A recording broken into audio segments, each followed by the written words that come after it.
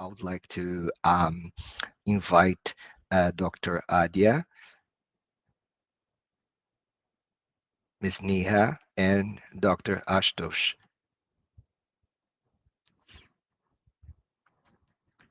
Um, Namaste, Oswaldo. Namaste, Adia. Thank you very much for being here. As you mentioned, is 80, I think now it's 7.5 hour difference. So I know it's very late for you, but I think it's always a pleasure to have this opportunity to talk. I would like to ask you a couple of questions here, and my first question goes to Dr. Adia, and I would like to ask you about one thing. You mentioned the fact that um, you envisioned internationalization as being something more comprehensive that would have more students participating, and so this would be more cost effective for people. And but at the same time, you start with a partnership with 5 different subjects with a country that you knew very little about. And I would like to know your feelings about this. Um, yeah, as you said, we were always looking for ways to help more number of students get international exposure. And though we had different tools, but the cost factor was always a limiting factor. And then we were introduced to COIL, and then we were introduced to you. Uh, and I think then we started with our first COIL project. When we started, I'll be honest, I mean, we weren't really sure what journey it will undertake, how will it go. The languages were different. Portuguese is not a very popular language in India. And So, yeah, we had our own concerns. However, we started with Neha. I think Neha started the first project was with Neha. And a huge credit goes to your team and Neha and her team, because that first project was so successful. It was so well liked by everyone. Our students gave such fantastic feedback that we just knew that we can venture on to take more projects. And yes, we never stopped after that. We took on finance and accounts, marketing, organizational behavior, and so on. So that first step laid the foundation of a great journey ahead, which just helped us to march forward. And interesting is that we worked in a very coil-like way because we started working together because of a common friend in the United States. So this is a very friendly community. So this is a beautiful thing to think. So a common friend in the United States introduced us, and then we started working. Yes. Yeah. So my second question here goes to, I apologize for the names. I'm trying to work on it. I have to perfect my skills in speaking Indian names. But Dr. Ashutosh, one of the things that is really interesting for us is the fact that you have very large classrooms. And actually, next week, Dr. Adia and Niha and I are going to be talking about this on another different event with Hope Window and the SUNY Coil Center. So, how do you work with large classrooms and in this interaction with Brazilian FATECs? Namaskar. So, when you talk about the large classrooms, first of all, it's not that so simple to handle the students' fatigue. But then, what is important is that how do you handle the huge class? So, what is important is discuss something different to the students, which the students would be tempted, interested to know the content part of it. So content is very, very important, Professor Osvaldo. So Mhm. that's very important. Make the class very interesting. So automatically the class becomes interesting, and the students would listen. That's one of the point basically. Secondly, it's more of a simulation practice is so important today in this world. Practical application, simulation practices, we need to get into it in the class so that again that class becomes more energetic, active, and that's one of the pedagogy which we are also doing it in India in symbiosis. So I think these are the two major important. And thirdly, it is best is come down to the level of students. Let's not to be so serious and strict with the students. Students will never come to you. So be friendly with them, casual with them, but little strict. I mean, these are the three major things. Which definitely the class will come up very well. And when we talk large classrooms, how many students are we talking here? So, you're talking about with FATEC? I mean something like that. No, You're no, talking. your classes. Okay, my Normally the classrooms year over year is something on an average is something around 65, 70 students in the class. 70 students. Yes. Well, it's a large. We have very small class, small in the sense not only physically small, but normally our classes average 20 to 30 students. First years we normally have 40 students, It's very small uh, for us. yeah. You have a large number of students, so it has to be handled in a different way. We Yes. understand that. Yes. And my third question goes to Neha. You were the one of the originals here, and you've been doing fantastic work in terms of human resources with Professor Ricardo. Uh, and I would like to ask you, what kind of in this COIL project, what kind of difference you notice in students in terms of soft skills? Okay, so thank you, Osvaldo. So, Professor Hikaru and I have worked on three COIL projects. And soft skills, what we realized is very, very important. A lot of the students in India, English is the language of communication. So for our students, they're very comfortable with English because that's how they learn, that's how they communicate. When they started interacting with students from FATEC, they realized that our students realized that they need to be patient, and English might not be the first language everywhere. That might not be the mode of communication everywhere. So what Professor Hikaru and I did is, through our experience, we re-looked at our COIL projects and we tried to bring in a little bit more where the students would start interacting with each other in English. So initially, when we started off, we had just one icebreaker.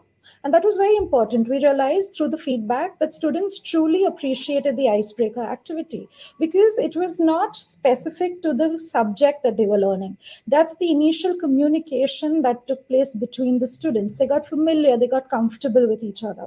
So we realized that this icebreaker is very important as to promote a more ease of communication between the students. So in our projects, in our later projects, we started introducing smaller icebreakers in between.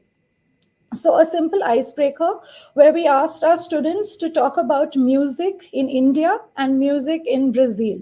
What does music mean for them? So, they started talking. They started talking in English.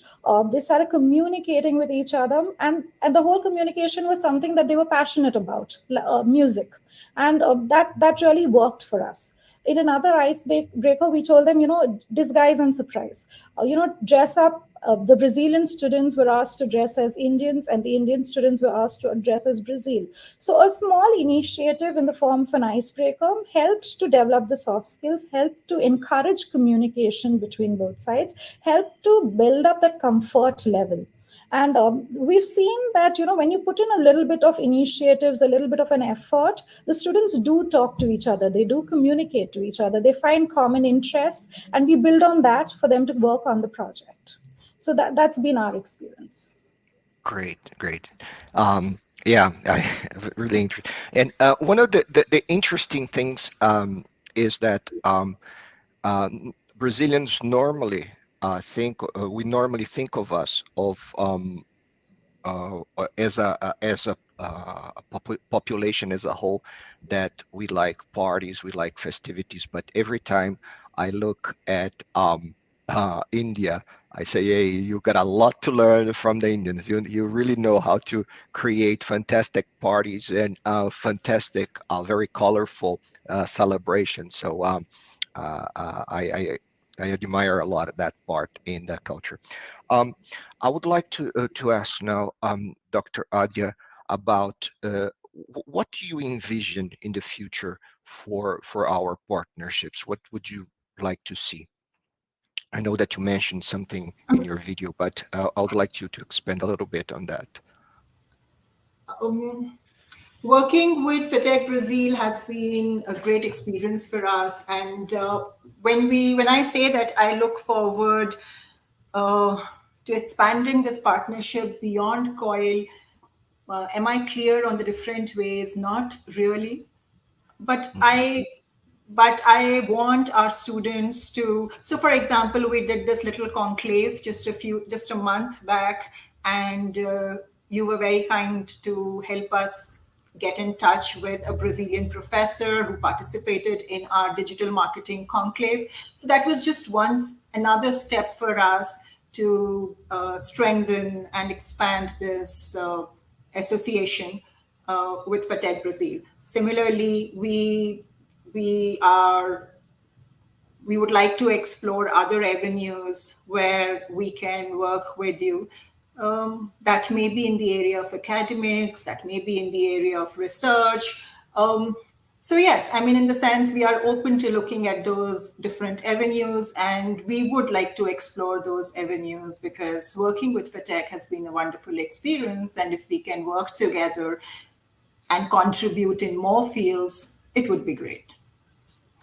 So in one sense, when we are talking COIL, it means not only the projects we carry out in class with the professors and in specific disciplines, but also trying to help our partners in different ways, trying to expand possible opportunities, and trying to explore the best points that our partners offer. So I think this is an excellent perspective for things.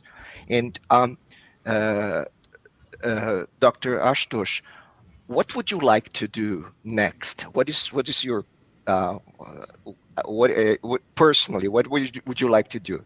I would like to have you here in my house, just say it, Oh, yes. house is open. Personally, if you're talking about it, I was just wondering about it, that when will you invite us over there? But I couldn't say. I said, how would I say on this platform? So, but you said it. So I think it's very personal.